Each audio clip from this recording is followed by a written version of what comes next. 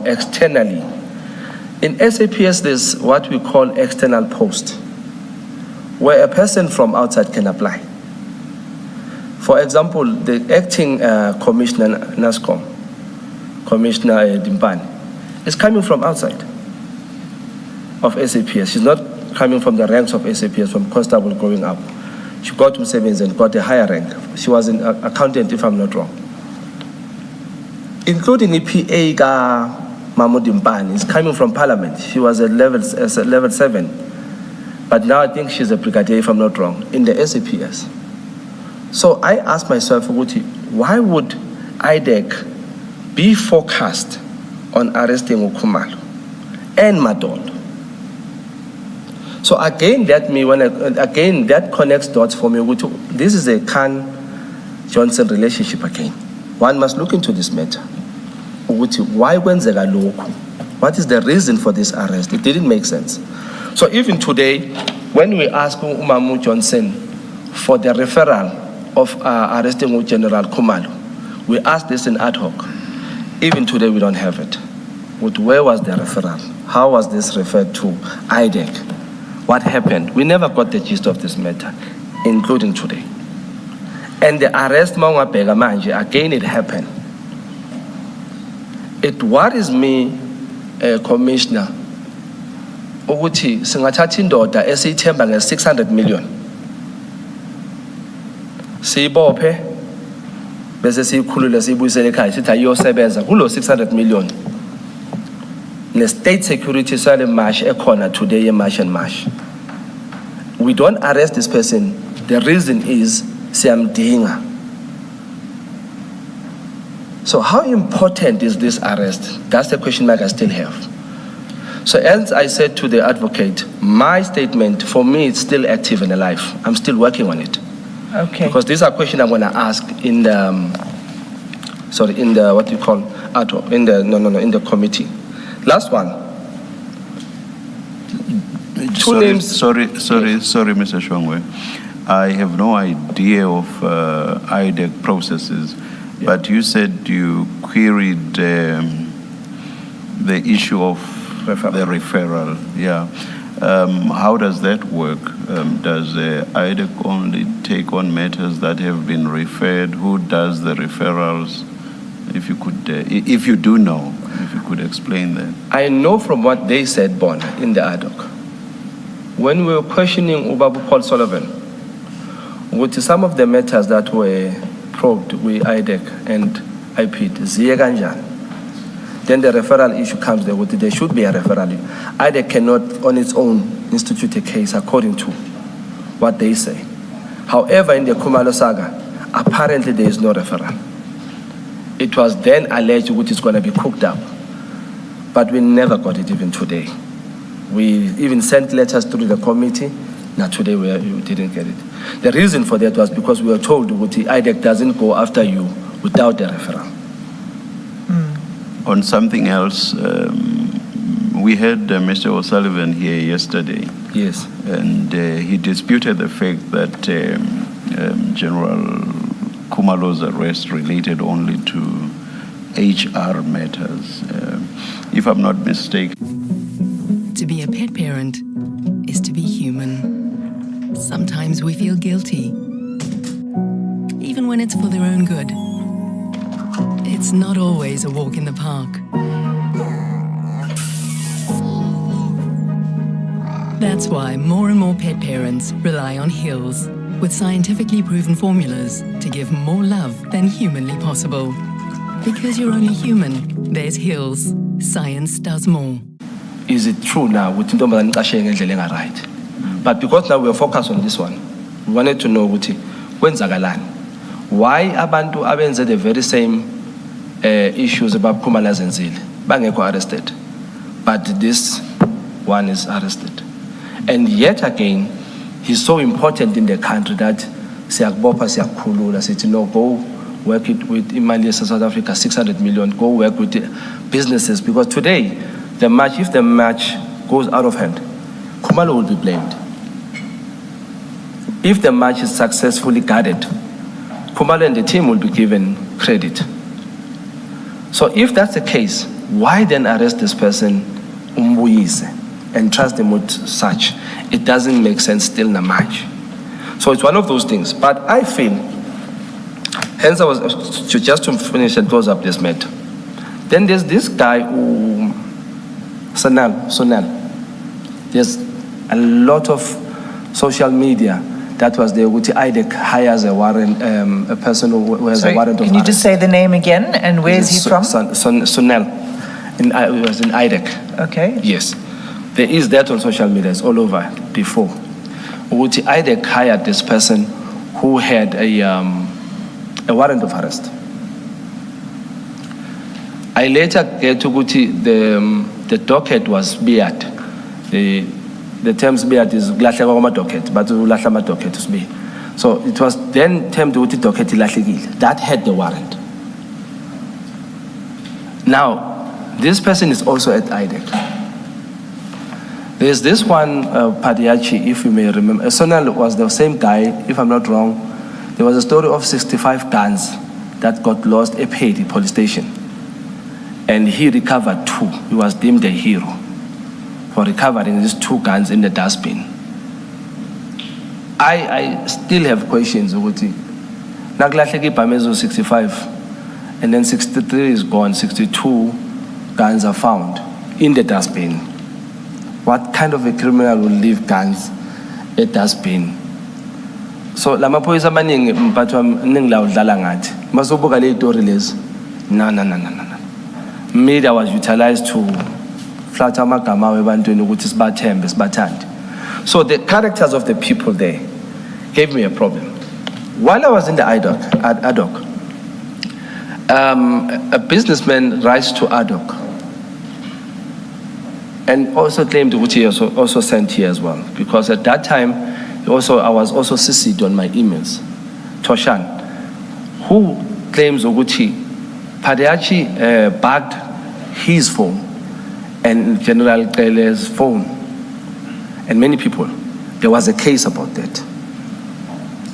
But Padiachi on that case, this case disappears, somebody's arrested and takes the phone, nothing happens to Padiachi and Moodley. This person writes to us in the ad hoc. This case doesn't get space in the ad hoc. So this person comes again with emails with Mr. Shongwe, you guys are also letting us down and stuff like that. So I get to call this guy and understand, in fact, what is the problem actually? Then it explains to me, no. This person also IDEC. Is this person who was bagging our phones. And the bagging of phone includes with General Khan in the intelligence. So then it worried me, which General Khan is a business person, has a lot of money. His salary as SAPS in Ngani, you wouldn't stay there for unless you have the love of SAPS in that way. But when you look at this thing, you understand, okay, Khan is sitting in a strategical position where he gets to know what he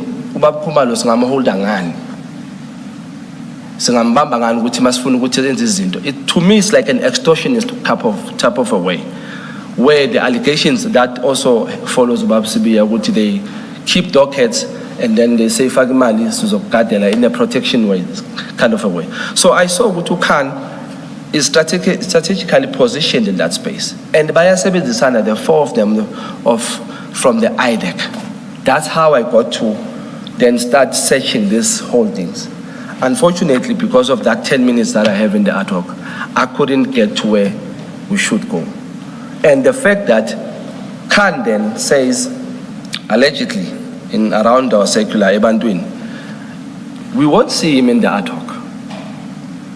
He won't come in the ad hoc because he's got us in his pockets. Now, this is a township talk. That is what crossed my mind. No, not my name. So it happened in that space. I was worried. Okay, this General Khan, who happens to be in a strategical position and is so wealthy, Funane SAPS. If it's for the love of SAPS, why in the intelligence? Is he that good? So it's So- some of those things, yes. So, Advocate Azim, good morning, Ms. Chong. Babu Kumana. You, in passing, mentioned that you have a history in the subs. Yes. I hope I heard you correctly. Can you Yes. just give us that history and that background? Were you ever a policeman? I was employed SAPS in the college space. At one stage, there was a need for SAPS members to have driver's licenses by the parliament and all that. Then we were incubated to come there. Then later trained by SAPS to be instructors in the space of advanced driving and tactical driving. I was also trained there in the assessor and moderator, which I didn't finish because of time. But I then did my 2 diplomas of examiner of vehicle and examiner of driver's license, which the state has its own DLTC. So I was then can you deployed just give a time period? When was this? 2000 from 2006 coming up. I left SAPS 2015. Thank you. So in the later years, there was a case where there were people who were employed by SAPS.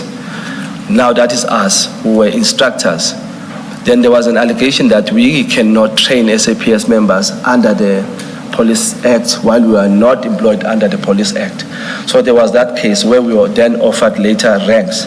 But at that time, I decided to leave full-timing on politics and business, media space and politics.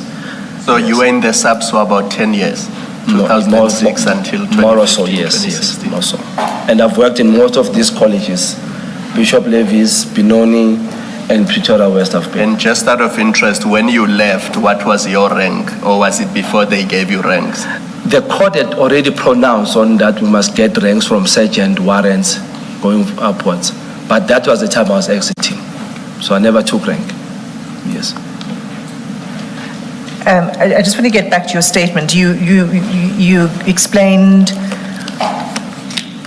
with reference to incidents and rumors and allegations why you became interested in investigating Major General Khan. Yes.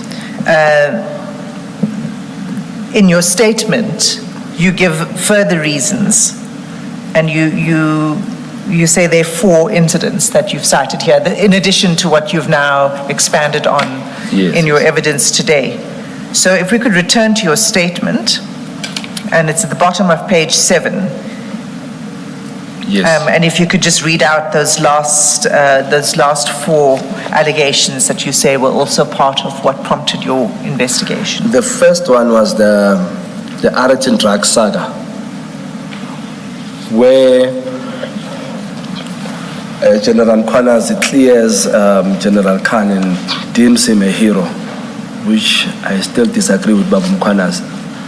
And then the second one, the alleged cover-ups relating to the murder of the makeup artist, which is on social. The second one is, the third one is the alleged cover-up relating to the murder of medical doctor, which is also in the social and around the corridors. And then the fourth one is the alleged cover-up of matters pertaining to cigarette smuggling cases. Okay. Now, just pause there for a moment. If you go to page 44 of your bundle, 44. Is this on my statement? no, Okay. this is, I got it. it's page 44. It's an extract from Yes. the ad hoc committee meeting of the 5th of March, 2026. Okay, it starts at page 44, but the relevant part is on page 45. And this is during the evidence of and the questioning of Mr. Paul O'Sullivan. And you'll see halfway down the page is a question that you pose to him. Yes. It starts, if your life is in danger. Okay? Perhaps you should just read out that paragraph because it corresponds with your 4 allegations. Is this on page 45? Page 45.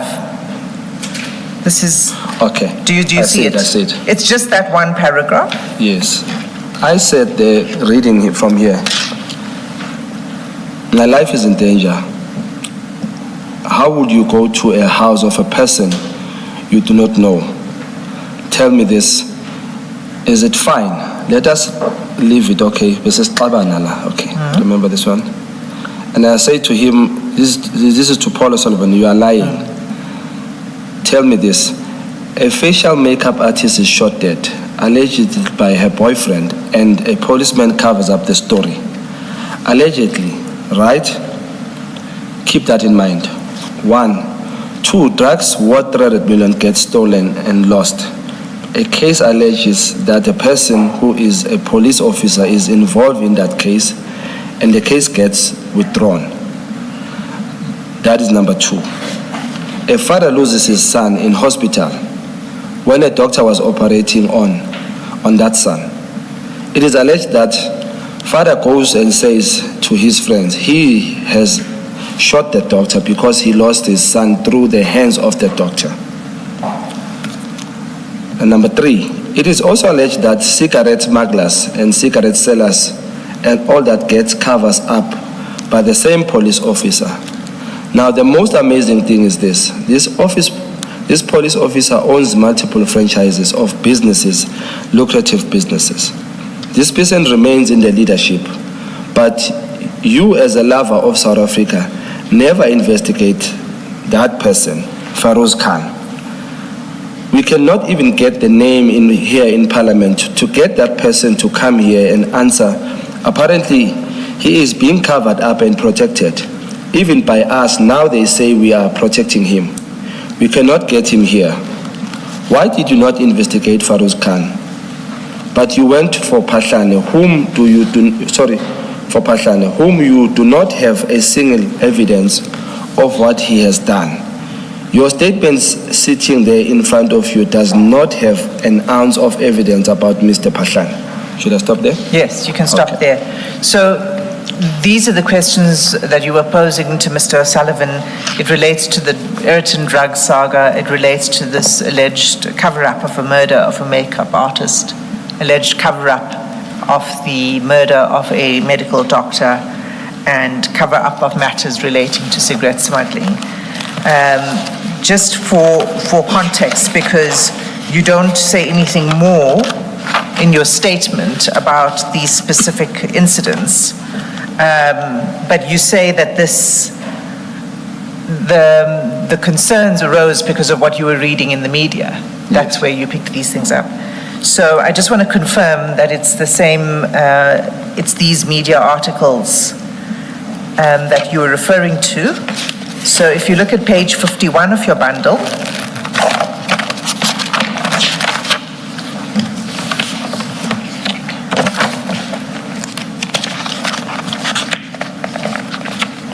yes, I'm there.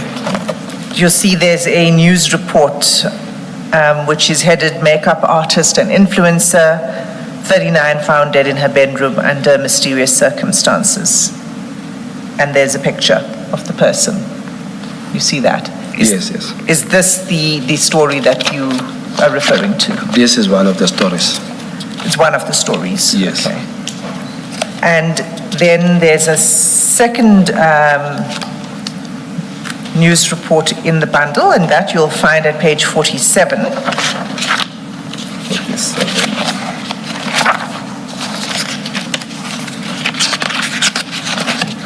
Yes, ma'am. And the headline of this article is, "I had nothing to do with hit on doctor." Right? And there's a picture of the doctor on the front page who was assassinated. And then the article, as you see, refers to the allegations that it was a certain Mohammed Sayed who had ordered the hit. Is this the other story that you're referring to? It is the story. It is the story. And on the cigarette smuggling matters that you're referring to, is there anything that you wish to say about that to expand? Because you don't really say more about that. What are you referring to when you're talking about cigarette smuggling cases?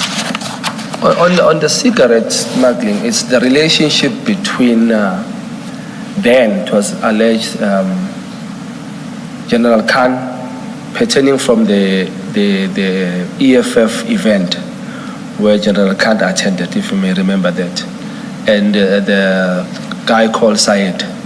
So that story is all over most of the time when we speak in the corridors.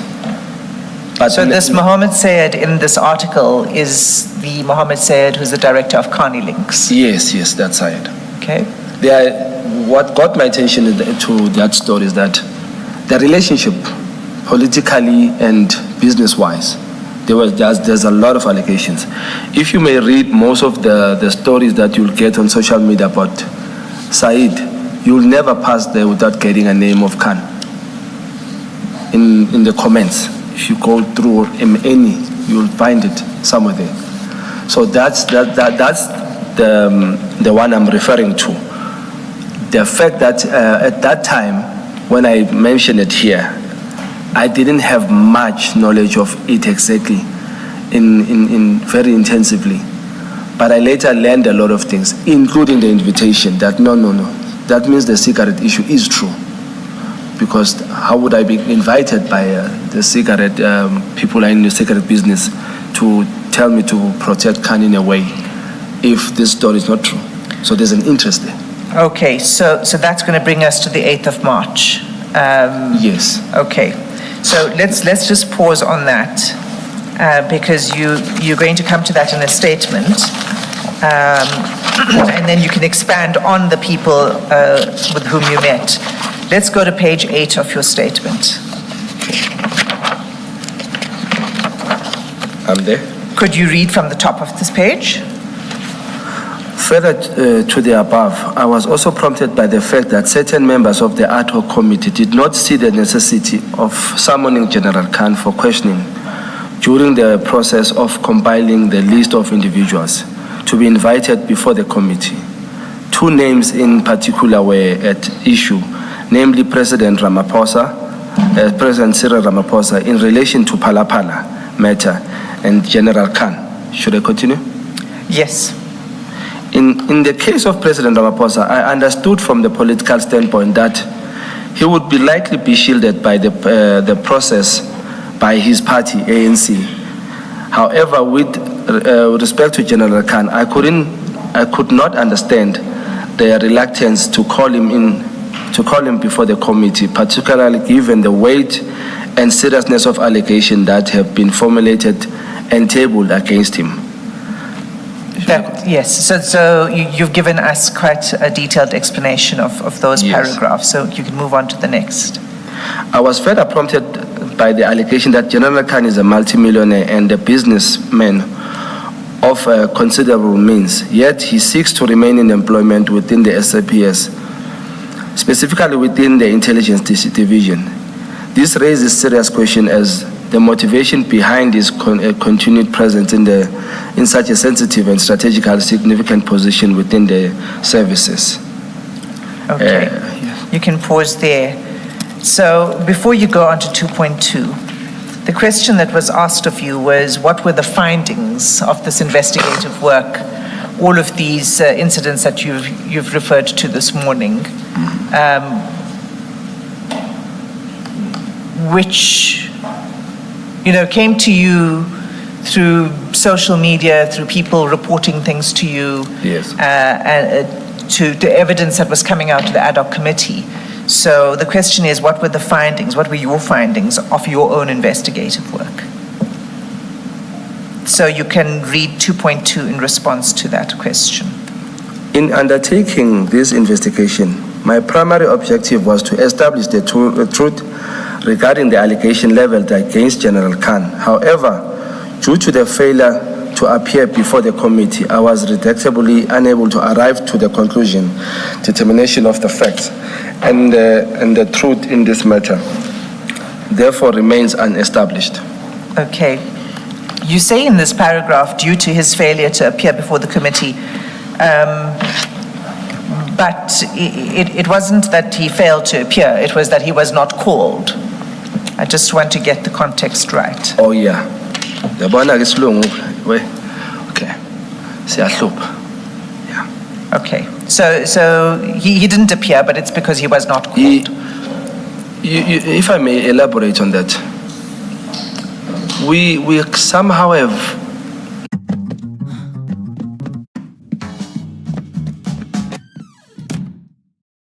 Did she forget something else? She won't forget after all. She can never forget a sense of security I gave her everywhere. And she can't forget my cousin and company, even though she's found a new love lately. But by the end of the day, She definitely still needs us.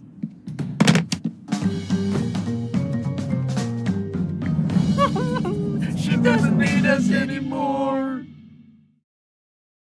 Only thing is that on that day, Honorable Malema was the most vocal in not getting General Khan to come there.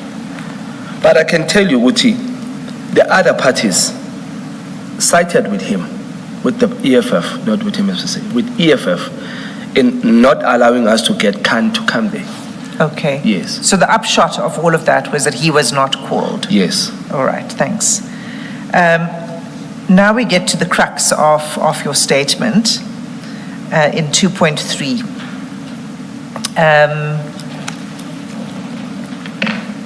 And I just want to take you to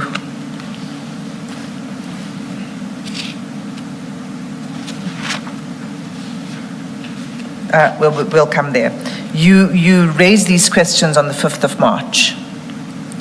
Paula Sullivan, we went there in the record, right? You mean in the ad hoc? In the ad hoc committee, yes. Okay. I don't recall the dates. These but- questions about General Khan and these allegations. But you had also previously raised questions when... Sarah Jane Trent was crying the whole day. Okay. So now comes 8th of March. The question was to you to explain the events of 8th of March regarding the request for a meeting with you, which led to a telephone call between you and Major General Khan. Okay. Now, I know that there's some complexity to that question. It wasn't a direct call between you and Major General yes. Khan. So can you start with 2.3.1 on page 8 to explain those events? Okay, I had received a call from the PA of the president, former president, who then told me, Wuti... and her name is? Sorry, I don't know whether I should mention, can I not mention the name? Just Well, she has provided a statement. Oh, she has? Yes. Okay, her name is Londiwe Xulu. And Londiwe who? Xulu. Thank you. Yes. Is that XULU? Yep, And if you turn to page 15 of your bundle, 15, 1.5, yes. you'll see at that page, from page 15 to page 22, sorry, not 22, 24, I see the statement. there's a statement. And you read the statement of Mthulu, right? Yes, I just read it, yes. Okay. All right, you can go back to your statement. Okay. I received a call from PA Gababa to say there were people that came to see the former president. Sorry? Okay, good. Thank you, Commissioner. I received a call from UCC and telling me, Wuti, there were people who came to see the president and they were interested in seeing me.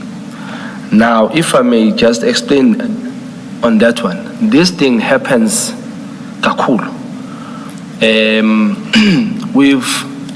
We've gained, I don't know how to call it in English, but ngesizulu uthando from abantu in the ad hoc, where people view us as people who didn't shy away from the truth, as dangerous as it sounded.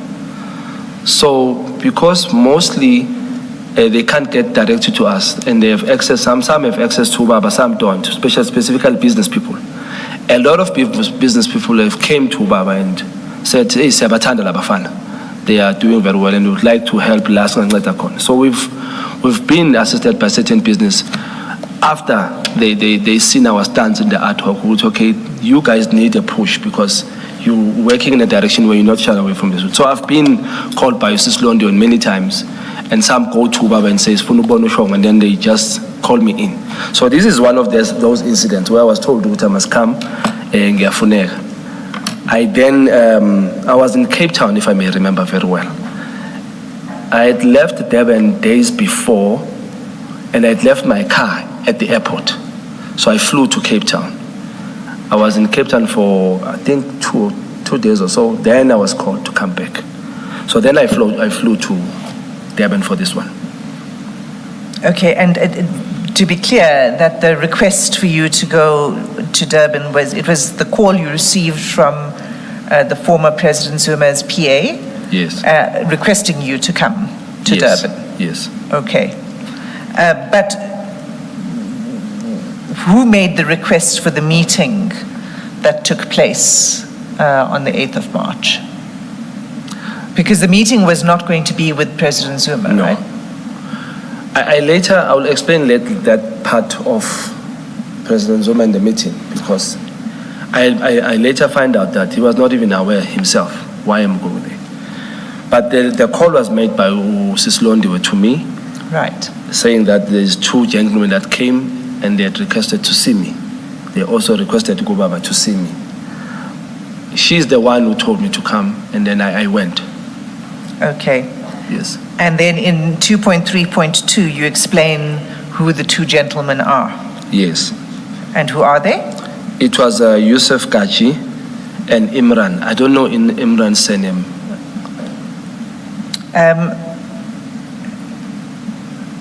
If we go to the PA's statement, I said it starts at page 15, but she includes an attachment, and she corroborates what you say about the meeting. Yes. Just to try to establish the surname of the gentleman you refer to. She doesn't refer to the surname in her statement, but if you look at page 35, it's in her annexes. She annexed WhatsApp conversations between her and the two individuals. You Okay. mean on her WhatsApps? 'Cause I see- Her own WhatsApp Yes, okay, I communications. see It that. starts at page 33. Yes. Yes. So you'll see there it's a conversation between her and Mr. Yusuf Kaji. And in fact, that begins on the 6th of March. Okay. Yeah, I see Right. the WhatsApps here. Yes, so it starts on the 6th of March, not on the 8th of March, when you were called. So he approaches her on the 6th of March. And if you look at the bottom of that page, on page 33, he says, "Hello, darling, thank you for your immense help. Which day am I meeting our brother in Johannesburg?" Do we understand that to be you? Because of the video on this screenshot, I would presume they're talking about me, because I see the hello darling, then my face. I think I would allege it's a video because there's time frame there. And then because of this, I think it's me. Okay. Have you seen that video clip? Do you know what this video clip is about? I've seen a couple of videos of me, but this one, if I may recall, I think I was questioning Mr. Paul O'Sullivan, but on her phone, I didn't know she had this video. Okay. And then if you look at page 35,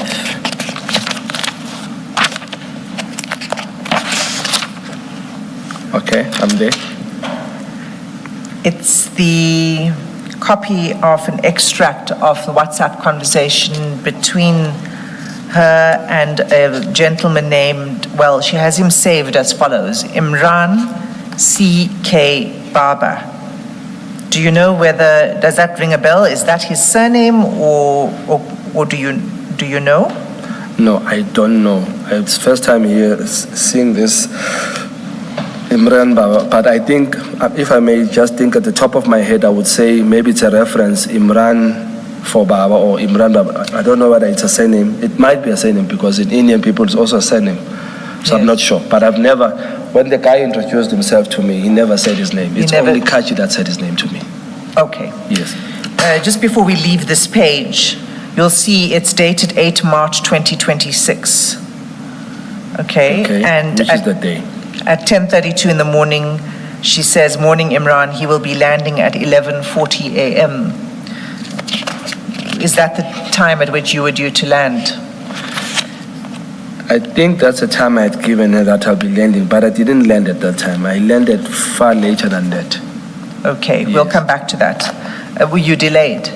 I was delayed. Okay. And then the next message says, please share address so we can come straight to you when he gets to town. Do you see that? On page, which It's page? still on page 35. 35. Yes, I see. And then he shares an address. Yes. And the address is an address of a place called DRK Tactical, 207 Montpelier Road. Is that where you had your meeting?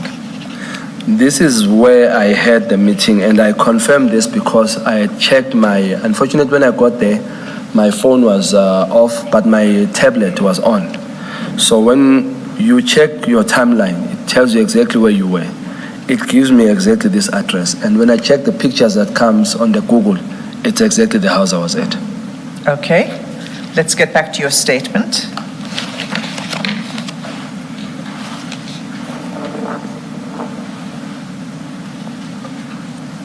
So you say that it was a request that came from these two gentlemen, Yusuf Kaji and a person named Imran. That's 2.3.2. Yes. And then in 2.3.3, you're answering the following question. Was the request made directly to you? If not, who was it made to? If you could just read in your answer. 2.3.3. Yes. I answered the no. I subsequently learned that the meeting had been requested with the president, in the course of which my presence was specifically requested. That is the knowledge I had when our sister Londiwe called me and said, Baba requests to see you because there's people wanted to see you. So you earlier were talking about the people who, are now fond of the MK Yes, of party, us, the work yes. that's happening in Parliament, in the ad hoc committee. And so you're saying that this meeting was, in your view, to meet with people who want to support Mostly. the Yes, it happens. organization. Yes. Okay. And then in 2.3.4. the numbering on the notice is incorrect. Yeah, So I noticed that's when you 2.3.4. sent me the question, I had to rearrange the numbers. Yes. I see there's somebody who has a Zuma syndrome here with numbers. So I had to redo the numbers. Be careful, Mr. Shongwe. That document is signed by me.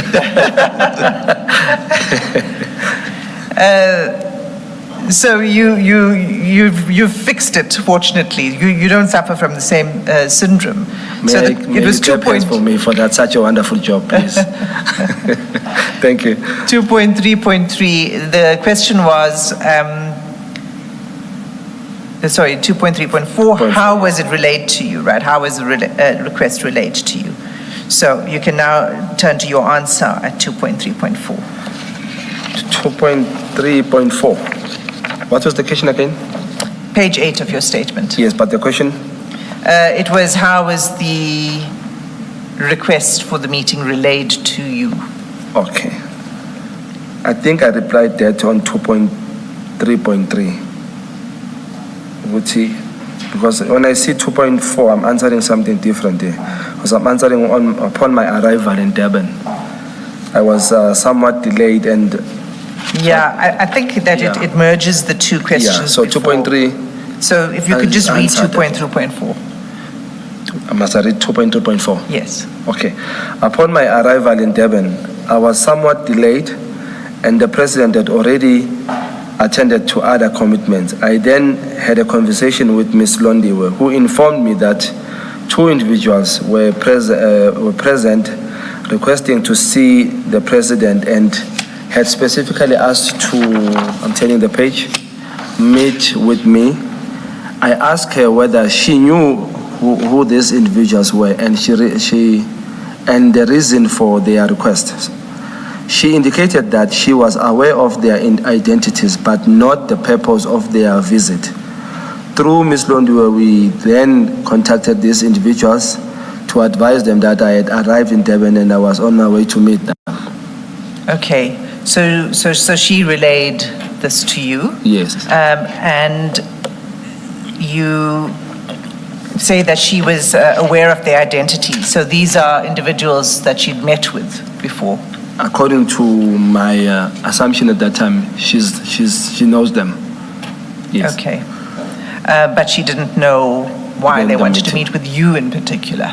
Yeah. In most cases, what happens, she only arranges meeting and she's never part of the meeting. She will like walk you in, close the door, you have a meeting, and then some people would then either if they don't get to Baba, they would then tell her, we need to see Ushong. We are here to ask Baba to give us permission to see Ushong.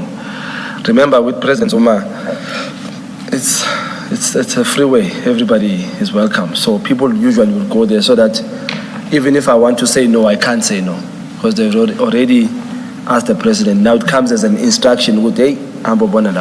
Okay. Yeah. But to be clear, you had never met these people before? No, never. Yourself? Never. All right. So 2.3.5, the question is where the meeting took place, if you could continue. Yes. The meeting took place at 207 Montepliers Road, Morningside, Durban, 4001 at the DRK Tactical Premises, which is their offices. This is their offices? Yes, they said so. And at what time was this meeting? I'll check on my time, but it was like 13 something on my, it says on my timeline when I arrived there. If you can check on page 42 on the bundle. Where is it? You're talking about the vehicle trackers. Yes, it gives exact time. Page 43. Yes. 42. It Page says 43. 13, DRK Tactical. It's 43, Commissioner. Page 43, yes. Yes. It's 13:13, and I was there until 13:53. That's when I arrived there. Shongwe, what is DRK? Is it a security company? It's a security company. Yes. Thank you. But I think there's a whole lot more what they do there because it's when you get there, you see more of security related stuff like the cars that were out there were security cars written in security markings. But the office doesn't have anything that says security. It says tactical only. Thank you. So just to be clear, you arrived at 13:13 in the afternoon and you left at 13:53. Yes, Okay, so you were there for about 40 minutes in total. if I may say so. So who attended the meeting with you? Ngahamba no mama uLondiwe. Okay. Yeah. And then who did you meet with? And that's at 2.3.7. Ngadibana no. Okay. At 3.7, can I read it as it is there? Or you want me to You explain can it to read the paragraph Or I and then can- you can expand on it. Okay. Let me start maybe by expanding. When we got there, at the gate, there was one security guy who was inside, wearing a bit darker clothes, bluish kind of. And that's the guy that opened for us. And then I drove in, and I didn't drive in the straight on. I just reversed in the yard.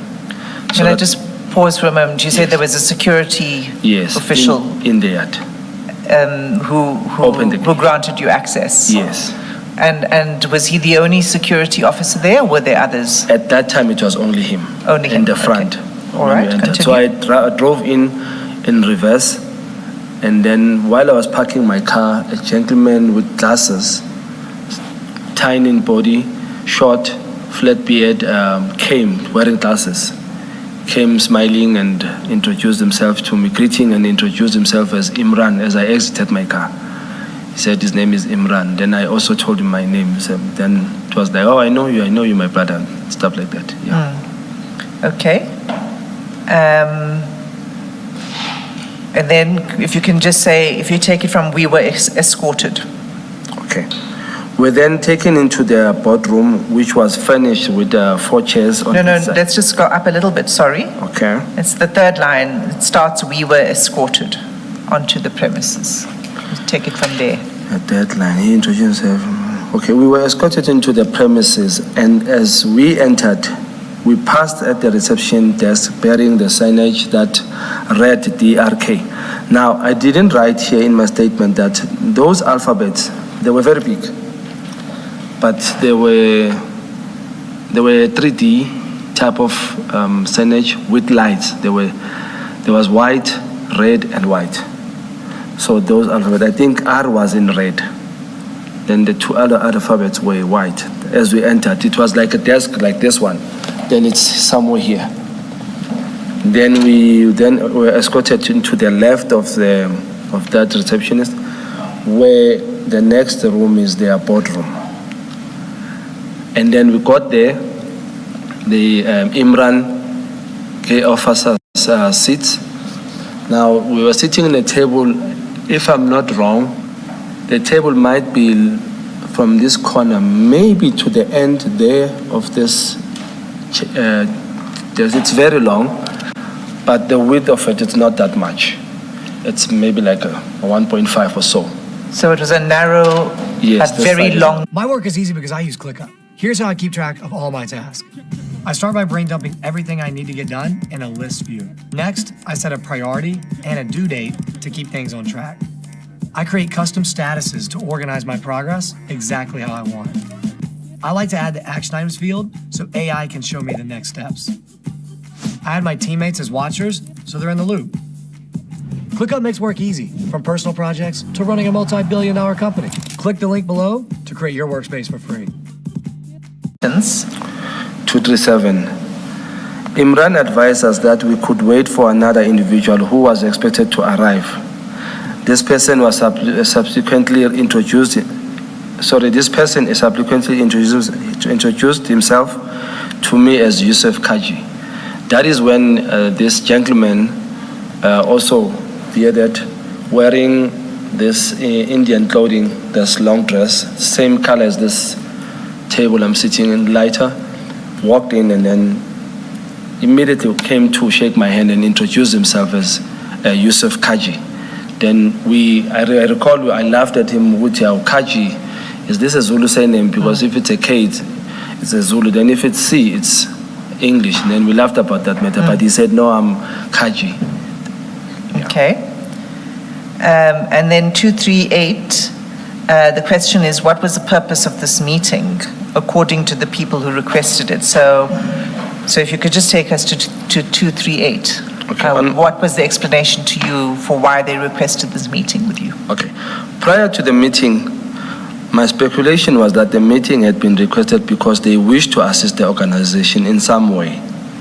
However, in the course of our conversation... By organization, you mean MK Party? MK, yes. And I say that organization, if I may explain, Commissioner, because I only get relations or requests or invites through or for the reason of MK.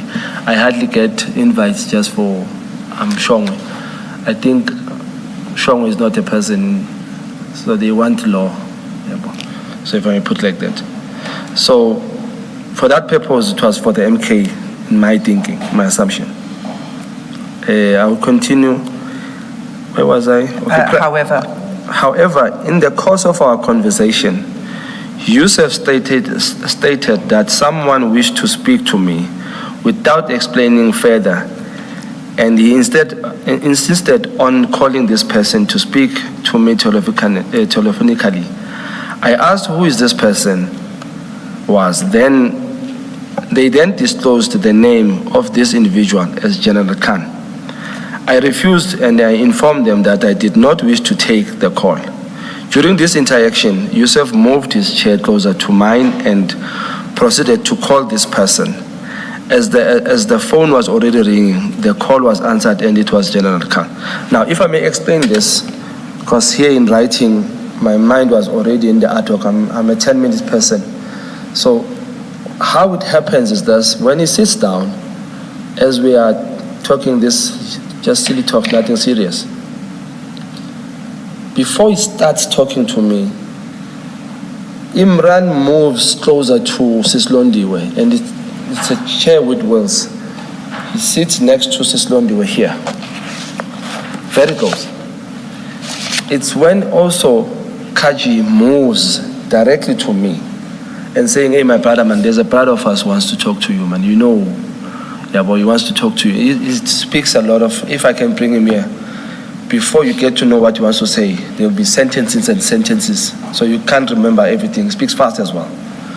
So he says that, hey, our brother wants to speak to you. And I ask, who's that and why? He says, no, man, you know the guy, General, it's Khan. He says Khan.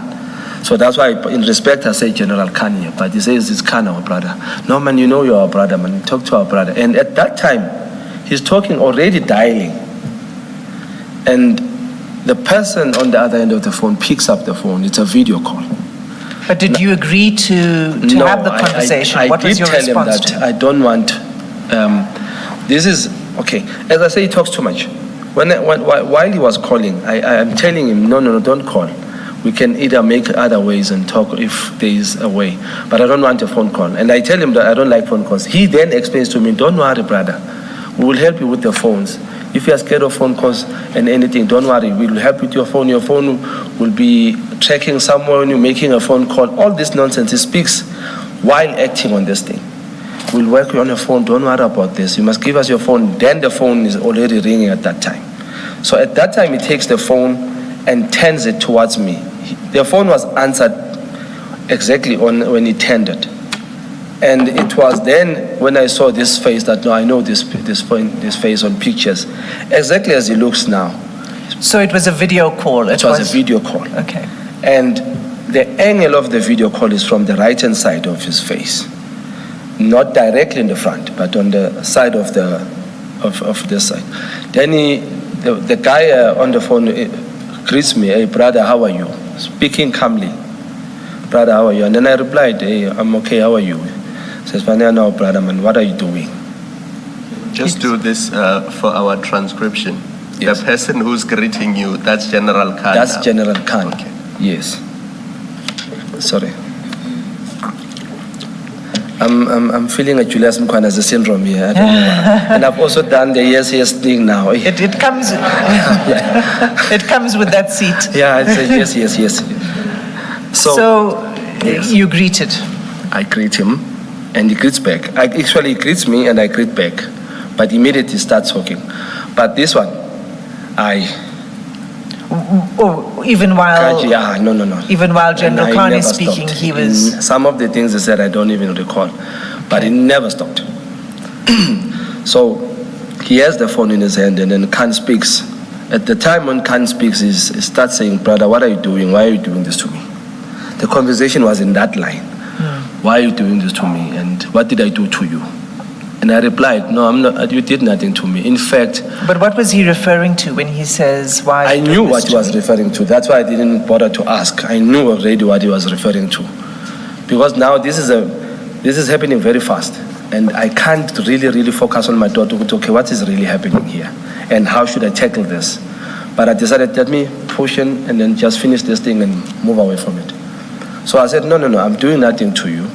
I was referencing you, your name in this thing. I'm not looking for you. You even know that we won't call you on the ad hoc. You are voted out that you won't come. So it was just a matter of me referencing. No, brother, you are killing me. He touches his neck, you are suffocating me. And his eyes are now turning red. If I may say, he was crying. But I just decided to, let me look at this and understand what is really happening here.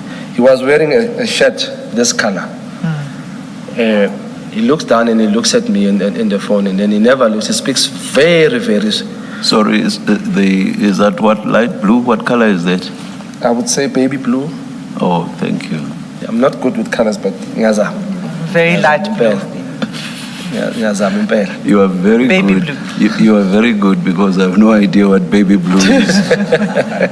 Mr. Shongwe, my grandmother used to say it's powder blue. Oh, it's powder blue. And because she was blue my is grandmother, powder, I assumed but it's she was blue, right. so we don't know what blue is that. So, may I just ask this? You say you knew what he was talking about. Just for completeness, can you please tell us what it is that you knew? Okay, and prior to me meeting him, after all these couple of times where I asked questions about him on Sarah Jane Trent, Paul Sullivan, I had forgotten that I'd asked General Masemola as well.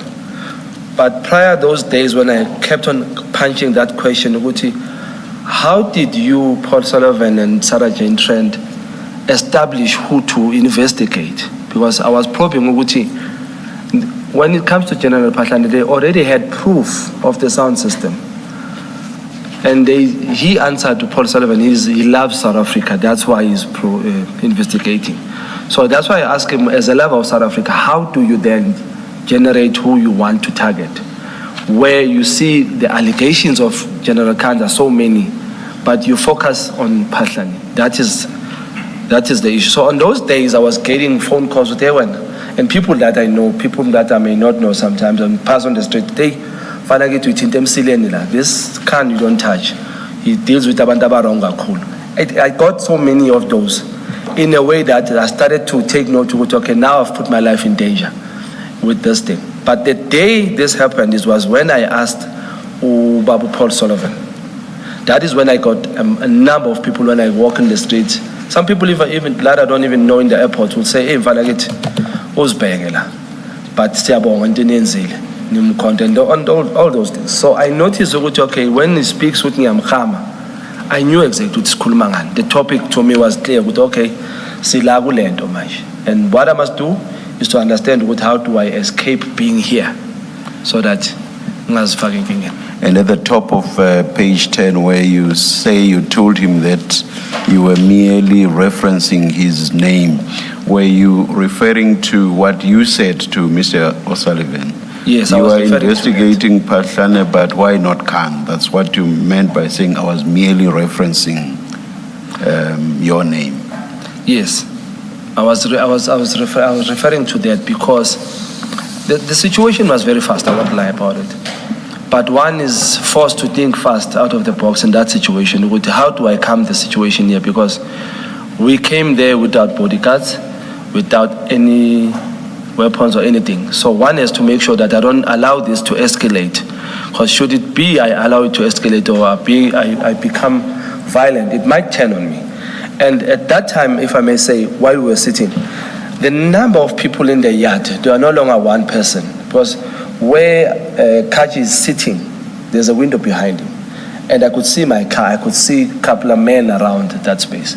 So one has to think fast to go to, okay, let me just keep this situation calm, then we'll exit Sizwe and Eland and we'll see how we handle this matter. So that's why I say to him, no, I'm not targeting you, I was referencing your name. I know my targets. This one, this is where he also says, yeah, I know your target, you're targeting corners. Mr. Kaji, constantly talking.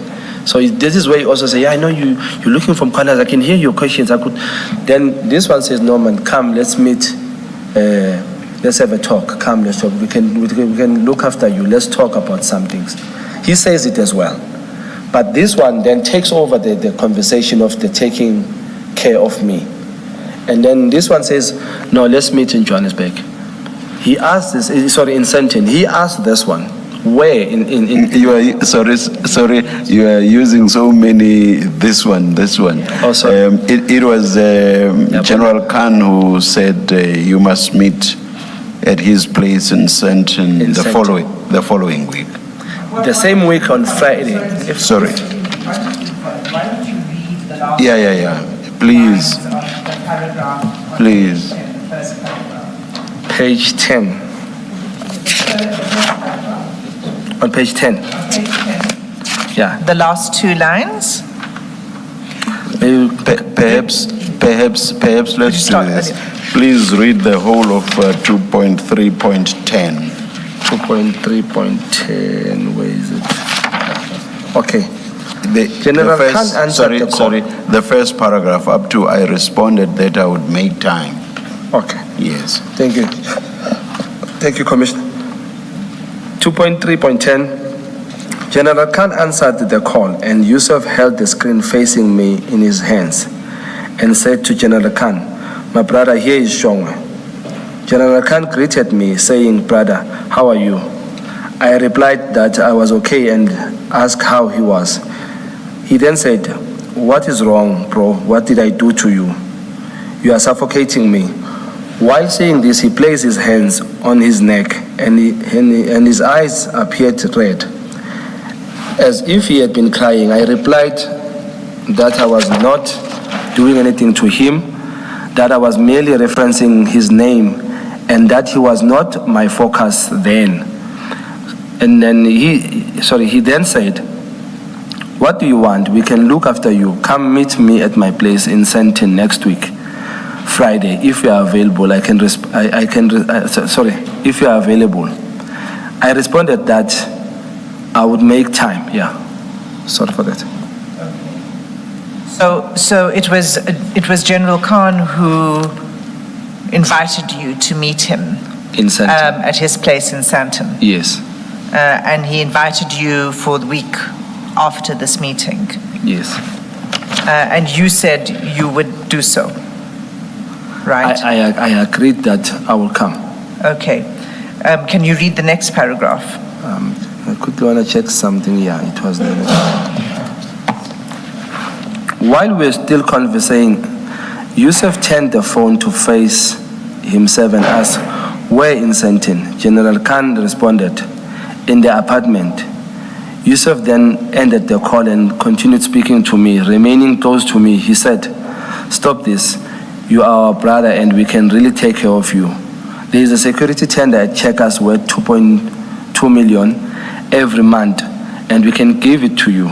I replied that I do not operate in that manner. He insisted that he could arrange 10 bar in cash for me, and I said it was fine, that we can talk up on Friday. Okay. So this second part of the conversation, an offer of a tender, what did he mean? Did he mean that, are you in the security business? So why would he offer you a security tender? Let me put it how I perceived it.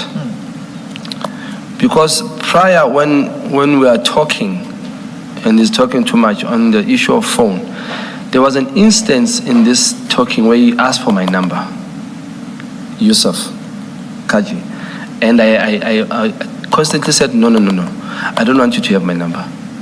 So I noticed that me pushing back constantly doesn't get this guy to back off. So this is the type of a person, you agree to everything, then you live like that.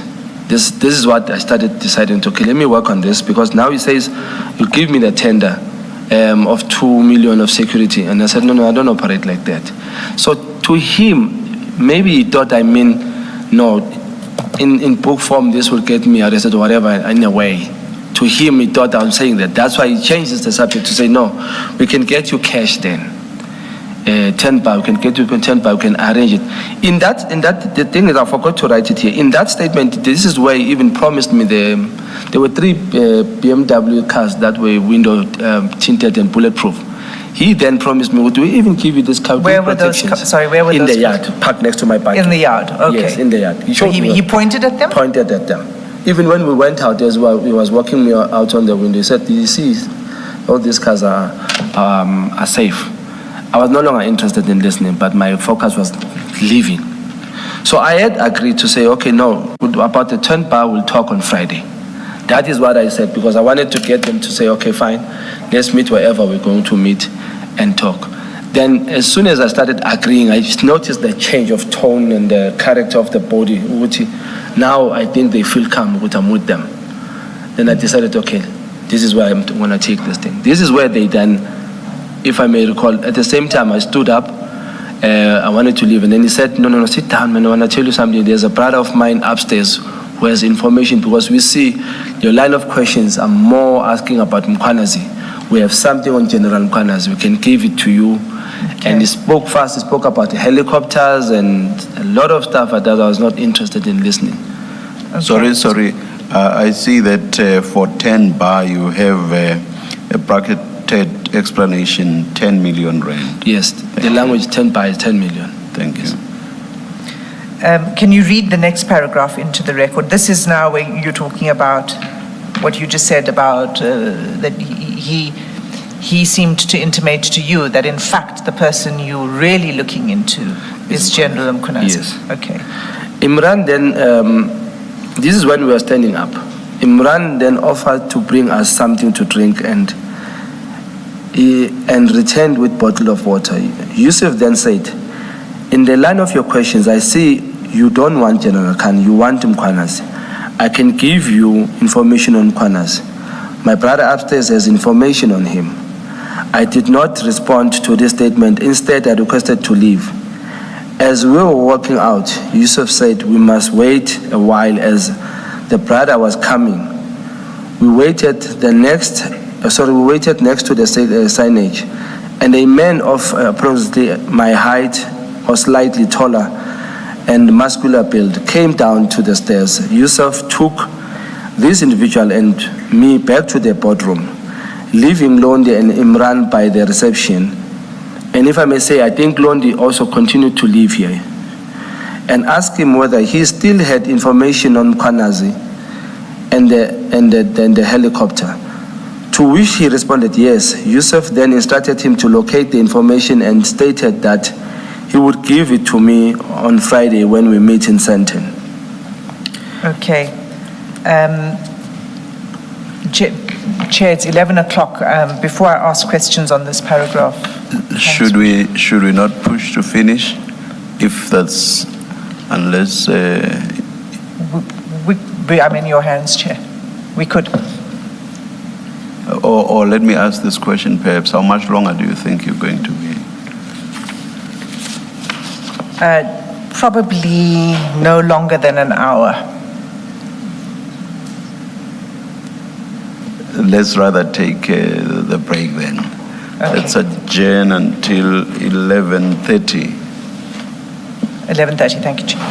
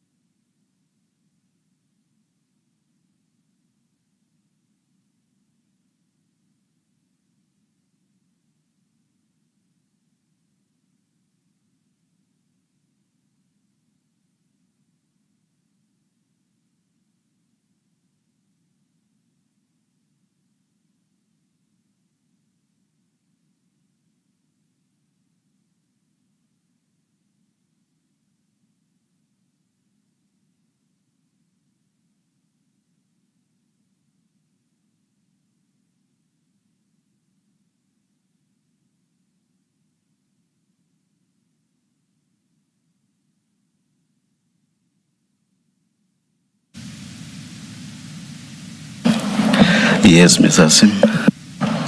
Thank you, Chair. Mr. Shongwe, we were at page 10 of your statement, Yes, ma'am. and you just read into the record the paragraph that begins, Imran then offered us. Yes. Can you explain when he says to you, I see you don't want General Khan, you want Mkunazi, what was he referring to? This I'll answer in my own thinking. Yes, he was referring to giving me information about General Mkhwanazi that I should be using in the ad hoc, because it was in line with him saying that he understands the line of my questions, that I'm looking for information about General Mkhwanazi, which is, I don't know where he gets that. However, it was a way, I think he was trying to pursue me to then go after General Mkhwanazi with what he was going to give me. So I was very, very skeptical in even probing further of those information that he wants to give me, because at no stage I spoke about General Mkhwanazi, and it wouldn't make sense why out of nowhere he would just punch in General Mkhwanazi's name, whereas there's a lot of corrupt police that he can tell me about. Okay, so it wasn't that you had given him any indication that you were looking for information? I don't even know where he gets that. Okay. So what then happens is another gentleman enters the room. Yes. And you explain that he asks this gentleman whether he had information on, as you put it, Mkhwanazi and the helicopter. Did they speak any further about that? What was the issue about the helicopter? To be honest with you, when the gentleman was walking down the stairs towards me, this is where Yusuf says, "This is my boy, this is the guy who has the information." Then he takes me, grabs me back to the bottom, and then he speaks about the information of the helicopter. He did mention a place and the helicopter, and I don't know what he was talking about, but this muscular guy didn't speak much. He only agreed that I have, and that he will package it on a USB for me, and then they'll give it to me on Friday. But this one, because I was tired of listening to him, to be honest. I can't recall exactly the words he was saying, but he was speaking again fast and a lot of things that I couldn't even listen to. So he said they would put it onto a USB drive and give it to you on Friday when you meet in Sentin. So the idea was when you meet with General Khan that they would When I provide. meet, yes. The idea of the meeting was going to meet, I was supposed to meet Imran, Yusuf, and Khan. That's how the meeting was going to be on that Friday, had I went to that meeting. I see. So it wasn't just going to be you and General Khan? No. Okay. Can you read the next paragraph? Okay. I see in the next paragraph I mistyped. I wanted to say it is worth mentioning. So I said it is worth nothing. Can I correct that? It says it's worth noting. Oh, okay. No, in my this one. You were right the first there time is when the you new wrote. one. Okay, this side. Okay. It is worth noting that Yusuf requested my contact details, which I refused to provide. He was persistent, stating that they could change the location reflected on my phone. I declined this offer. It may also be important to note that my phone remained in the car throughout the meeting, as I was apprehensive that it could be hacked. Okay, yes. Pause there, please, because I'd like you to explain the following. He says they could change the location reflected on your phone. What did you understand by that? Now, that one he explained thoroughly many times as he was talking on this thing. He kept on saying, you kept on saying, give me your number. I'll call you so that we can arrange the meeting. Trying to eliminate Ms. Londiwe being the contact person. That's how this topic goes. And I kept on saying, no, I don't want anybody to have my number. I will find a way that we meet through Londi. It's fine that way. Then he said, no, if you're scared of us, we won't do anything. Actually, we will help you. We will make your phone unhackable. When one tries to check it, it will reflect in Brazil, it will reflect in Paris, mention other countries, while we are here in South Africa. That was the promise. He even mentioned that they will work on the SIM card in the phone. If I give them my number, they will help me with that. So I said, no, my phone is in the car, and it was off at that time, but I was not interested in giving them my number because in a way I was trying to indicate that I'm not comfortable with this thing. So I'll trust them later if they feel that what they want me to trust them. Because what was running in the back of my mind is that if Khan is so innocent, why would he want me there in that office? Why would he want to talk to me on the phone in that office where he has a space where he can come to the ad hoc for free? It's different here in the ad hoc. In the ad hoc, we pay for you to come. We accommodate you, we give you food, we give you everything. So in lemhlula ukuthi eza zosibona lapha akhulume nathi asitshela iqiniso ukuthi yena akenzanga lutho. That was my concern in this thing ukuthi this is a plot to get me to take cash or get myself implicated in whatever they want to implicate me, or find a way to control me so that I can keep quiet in probing Khan. So were there cameras in the room where these offers were being made to you, the checkers and the 10 bar, etc.? Yes, as I entered the boardroom, when I sat down, on my right-hand side on the corner, there was a camera there on top. And on my left-hand side again on the corner, there was a camera there on the corner. Including when we entered at the gate, at that door, there's a camera at the corner of the door. A very, very tiny camera. You might not see it if you're not looking. So those are things that I did take note of. So you felt that they were trying to implicate you? In many ways, I felt many things. Either implicate or find a way to control me.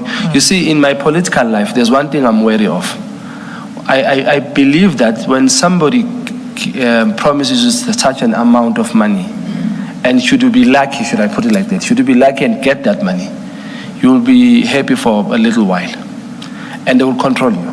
So that's what I don't want in my career politically, because there is now ad hoc and Madlanga because of such things. The politicians have now a bad reputation because of such things. So I'm one of those people who are trying to resuscitate our name and our credibility. I'm sorry if I may not, no offense intended. You see, when you go out, it is a standard norm that when somebody is arrested, they will tell you, no, get your cold drink, we speak to the police, give them something about. It is also a standard norm that they will say, no, if you are going to court, don't worry, bring something, we'll speak to the prosecutor, or I know the judge. That's why when Honorable Skosana in the ad hoc, when we spoke that we are not done in the ad hoc, we want to further probe the commissioners in the security cluster, the judges, the prosecutors. I remember one day we started asking about certain judges. I may not mention names here. Outside of the committee, we were then told, the guys, do you know what you are doing? You're talking about judges here. Don't start fight with judges. I've done nothing wrong, so I don't worry about what judges would do to me if I know I've done nothing wrong. So it's those things that are standard in our cities, in our communities, that this is a character, that politicians are like this, police are like this, and we need to change that so that we have a better South Africa. So you never took the 10 million that was offered to you? If it was there, let me tell you what I was going to do.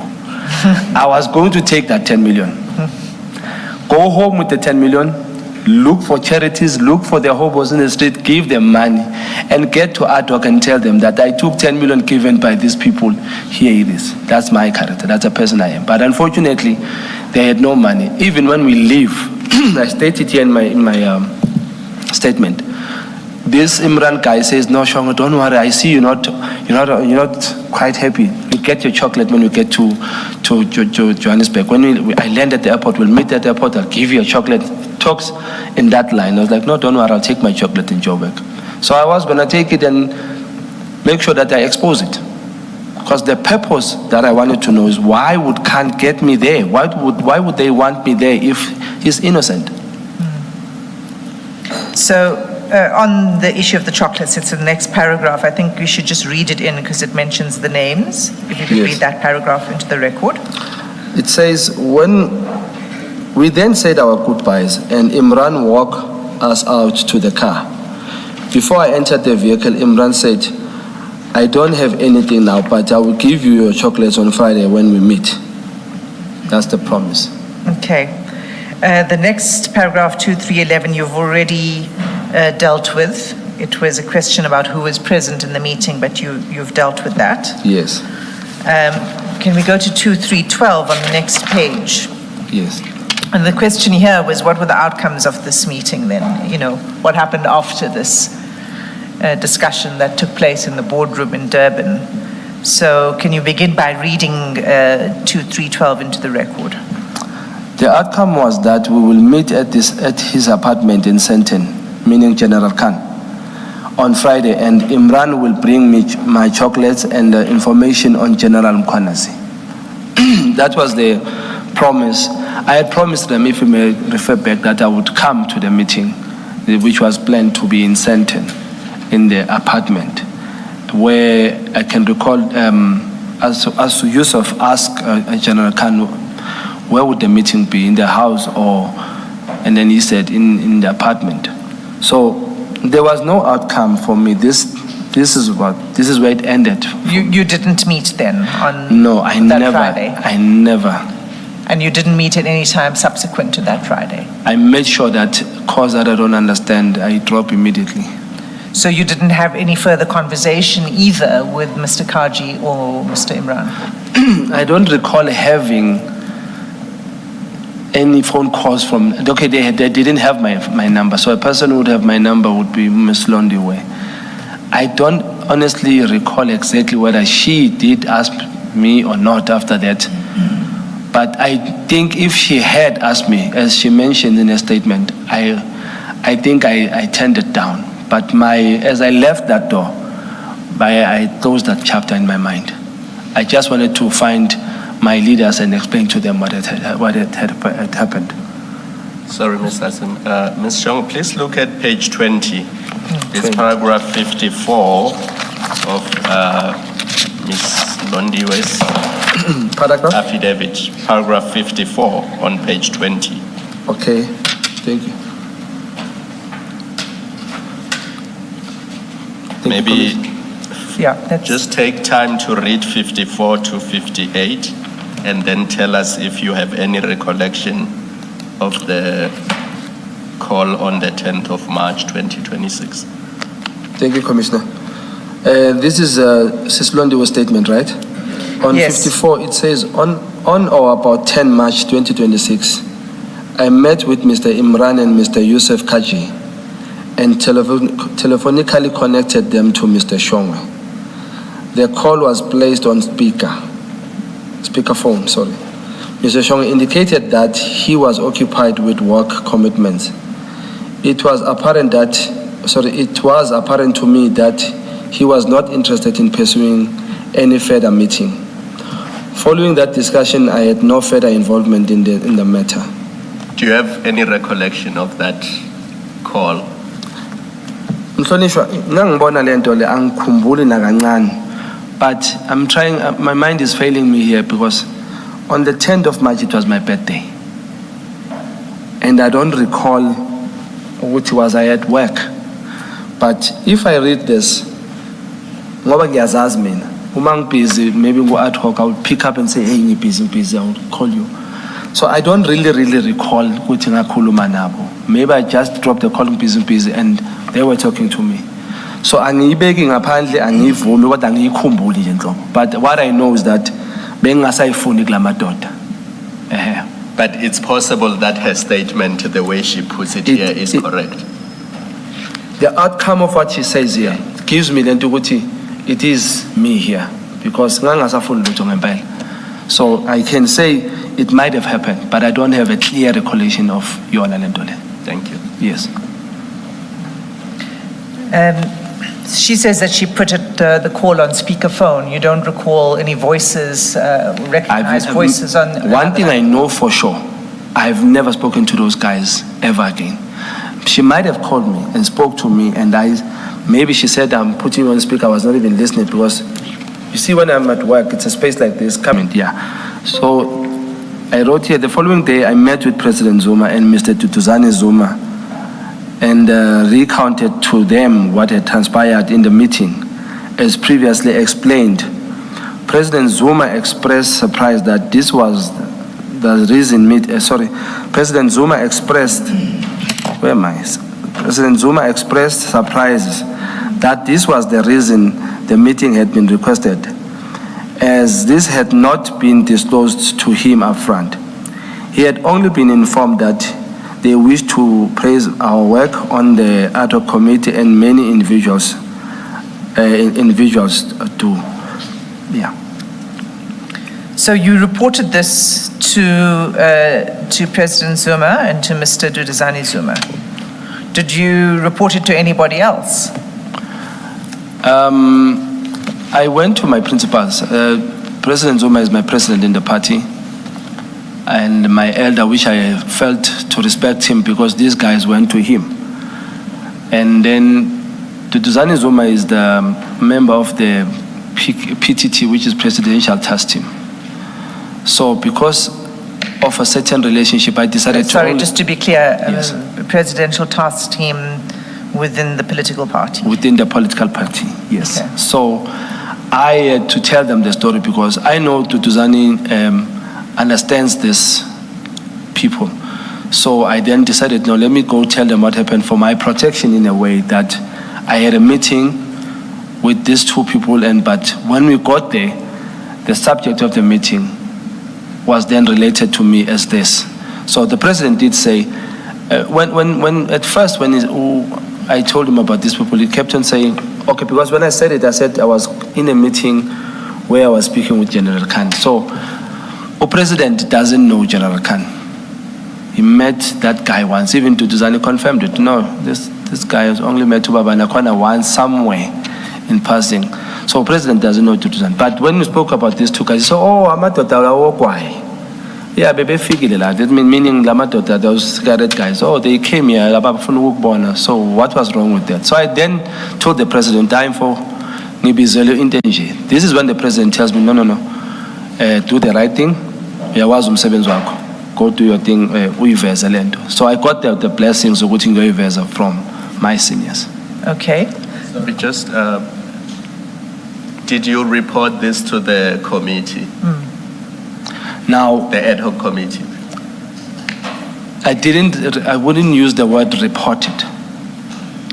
But when I went to the committee on that day, I spoke about it when I was questioning General Masemula. Can I just pause you there? Because that's where I was going to go next. Can I take you to page 13 in the bundle? In fact, if we could just start at page 12.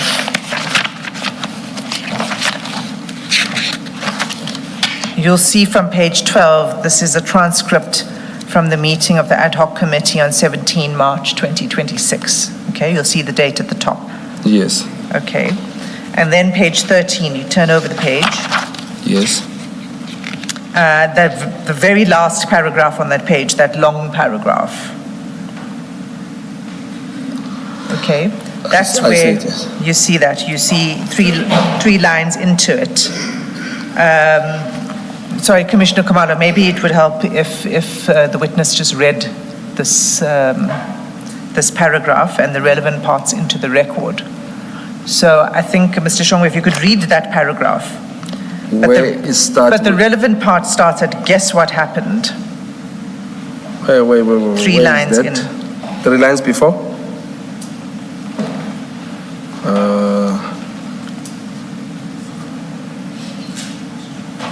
Okay, yes. So should I start there by guess what happened? Yes. Okay, I say there, guess what happened? I got a call to come to Durban. Somebody wants to see me. These people went into the office to make an appointment to see me.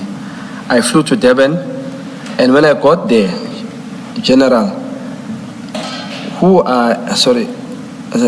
when I got there, should I read the time as well? No, you can skip over that. Okay, General, who are having there's a very small font here. I know it is very small. Who are having a factory of cigarette in Maritzburg. You may know them. They took me to a security company office. Actually, they invited me to that office in Morningside, not far from Cubana. When I entered, they spoke to me and said to me, Shongwe, what is wrong? What did we do to you? Should I continue? Yes. Okay. My response, what are you talking about? That house has cameras outside and inside, General. As we are speaking, obviously they make promises. We will look after you. Do not do this. Why speak to this guy? There is somebody who wants to speak to you. And I ask, who's that? There is somebody who wants to speak to you. Who's that? No. Look at the phone. They forcing me to take the call. They made a video call. On the video call is a person I do not know. It is the first time seeing that person, but I'm told this is General Khan now. My question is, the guy spoke until his eyes, my question is, the guy spoke until his eyes were red. When he was speaking, as emotionally, as emotionally as I am right now, he says, you are suffocating me. Come see me on Thursday or on Friday in Sentin. Let us talk. What is wrong? Yes, on the record. Yes, on the record, I do not see there is anything wrong in that, because that is how we politicians get information. But what worries me is what these two families say to me. There is a family of Maja Janseka who died,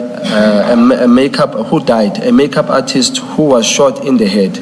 The family says that this case, somebody walked on the case, and allegation is that General Khan covered for these murder cases. The second family is the case of somebody. Sorry, the second family is the family of Dr. Abdullah Munshi, who was killed in an alleged road rage incident. A car bumped into the car behind the doctor. The doctor went out and he was shot. But on the street, it was said that the father of the son who went to the hospital and died had the hands on that doctor. It is the one claiming that he killed that doctor for revenge. And again, General Khan's name comes out there, and it is said that to me that he is the one who who is the protector. Now, General, it is alleged that we here in Parliament, the ad hoc, we will not see that person sitting where you are sitting, because he claims he is protected. He claims all of us are taking something from whoever he says it is true. I will not reveal my sources. I had left that thing, but when I was in that house, that prompted me. If General Khan is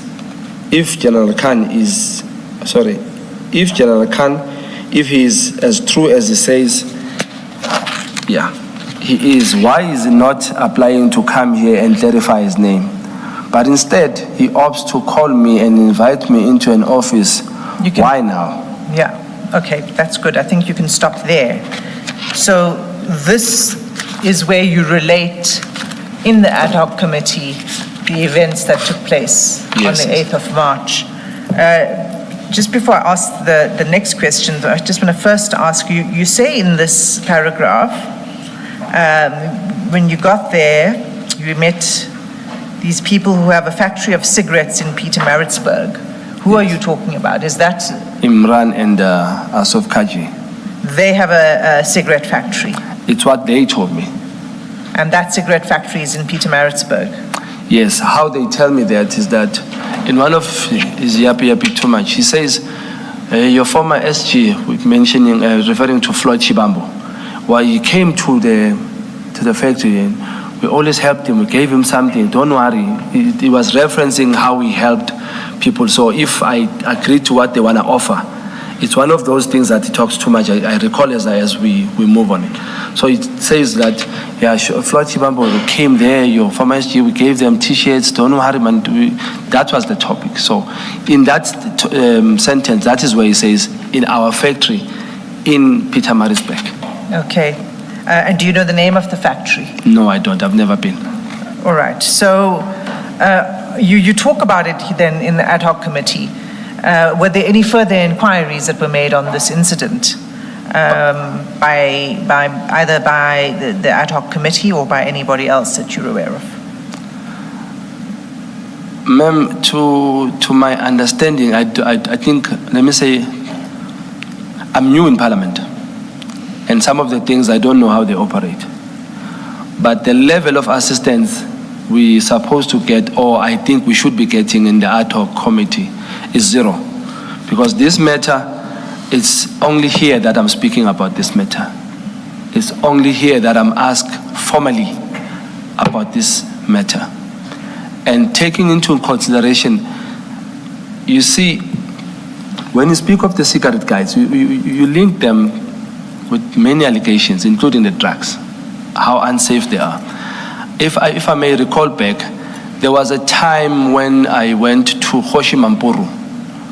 A night before, we were questioning Kat Madlanga, if I may transverse the space. A night before, I questioned Kat Madlanga, which was on Wednesday. I drove out to Tembisa to see one of my pastors, Umabus Melan. When his daughter was opening the gate, I got hijacked. And my car was taken into the car at the back, and we drove off with those two people, with the daughter as well.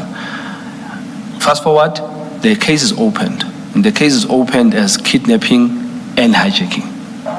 Now, I asked the police, why do you specify it like that? Because it sounds in a way. Then they specified this is like this. I didn't report it. I went to work. I went to the police station. After I was done with the police station, I went straight to work because I wanted to question Kat Madlanga. I was so interested in questioning Kat Madlanga. And why was I so interested? Because I just can't find that article, but I think it was reported by Media 24 in some years. It was somewhere in December, where the Ariton drugs, it said they were not transported to the lab, but they went to Pretoria West College. I've never seen that anywhere. I've only seen it once in that article, and I can't find it. That I was looking for yesterday. Before I lose my chain of thought. Cool. So that day when I went to question Kat Madlanga, I wanted to ask him, Muguti, is this the reason he got residence for his business in the Pretoria West, so that these drugs, if they were brought to Pretoria West, nobody will think the drugs of Kat Madlanga are in the police college? So that information, for you to probe that information and get it further somewhere, you'll have to transverse very dangerous ways, to go to dangerous people and put your life in danger. So I didn't probe that thing further. But that was why I went to work that day. So I got to work. I didn't even tell my colleagues that an incident had happened. I asked a certain question to Bob Madlanga. Unfortunately, my 10 minutes lapsed before I got the important information about the Metropolitan Life Company. I didn't get to the drugs issue. As I left there, I wrote a note to my chairperson that I'm leaving. There was a certain incident I'll explain later. And I left because I was very emotional. Now, in the media, it was said, Shongwe addressed to Kat Madlanga as Hortman. When I address everybody, I either call them Mr. Gazelle or clan names and all that. Everybody, I respect people. But I missed that opportunity of checking whether these drugs really were in college. And if they were in college, that means the syndicate, which I call the Indian Cabal, which I'm still checking the IDEC people, would have been able to work with Kat Madlanga to get the drugs stored in the police, and they can be utilized from that police vicinity. Nobody would think if there are drugs in the police college. Nobody would think to check there. So I say this because in the ad hoc, the support that we're supposed to be getting was somehow very limited. We missed a lot of things that we could have probed. So that's why I say, even that matter, I was never asked. I remember seeing it on TV 2 days. I didn't mention it that much, but I saw it on 2 days later. I saw it on TV. I was like, oh, now I have to rush and tell my parents quickly something happened, because While my mother was still alive and my father, I couldn't tell them that this thing has happened because they are always worried. People are coming at auction and say, hey, umntana kuzongena engozini. Umntana kuzongena engozini. Stuff like that. So I didn't tell anybody, but I saw it on the news on Friday. Then I informed my family. But in the ad hoc, we have never spoken about this.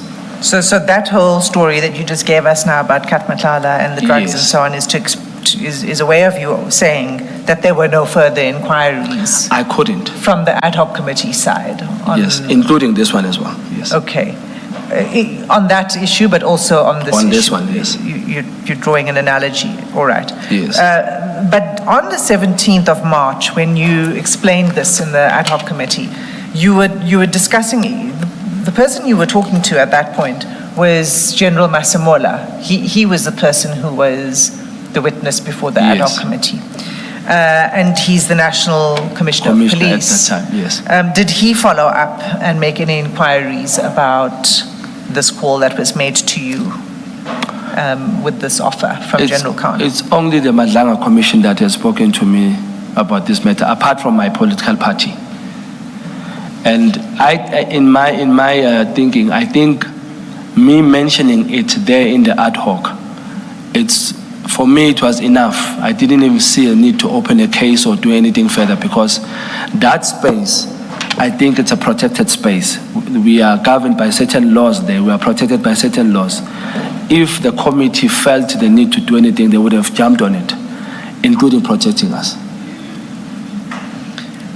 Okay. Then your statement concludes with, you refers to the timeline tracker from your vehicle, which we Yes. have. And then you conclude that they never reached out to you, meaning Mr. Never. Kaji and Mr. Imran, and then you've clarified there is a different version that's provided in yes. Mr. Londiwe's statement. Yes, but yes. you've explained that. And that brings us to the end of your statement. Is there anything else you wish to add? You would wish you never asked that. So, do you have 6 hours? Only that's relevant to the questions that were put to you in this notice, sir. No, apart from saying I appreciate the level of the Madlanga Commission work and the fact that you guys have taken the bar. In fact, I'll admit at first when it started, the Madlanga Commission, to me, I was seeing as Zondo .2, Zondo Commission .2. It was not going where we wanted to. But when we, the MKP members in the ad hoc, changed the notch, people, the South Africans focused so much in the ad hoc until something changed here. And I myself was changed and taken into appreciation that at least this time around, there won't be a 1 billion spent on nothing.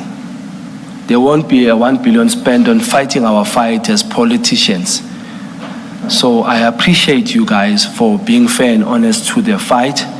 And the South Africans are seeing that exactly as I see it. So in that note, I also appreciate that you have given me this opportunity to speak about this. I hope we work together in fighting this crime in South Africa. We wouldn't have much today had our laws been followed the way they should be. Now we have an issue where we have to accept and feel bad that we are taking foreigners away in their country, but mainly because laws were not followed. So I appreciate your work. Thank you very much. Thank you, Mr. Shongwe. Chair, I don't have any further questions for the witness. Can I put this on record before you speak, Commissioner Wuti? I'm the first person to get the commissioners not to ask the questions. I'm saying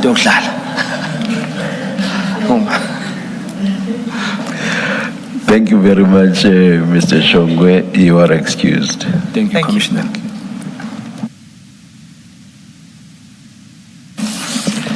Ms. Asim? Chair, I believe there may be one in-camera application. Could I ask that we stand down? I can't give you a time. Come back when it's indicated to us. Thank you. Let's adjourn.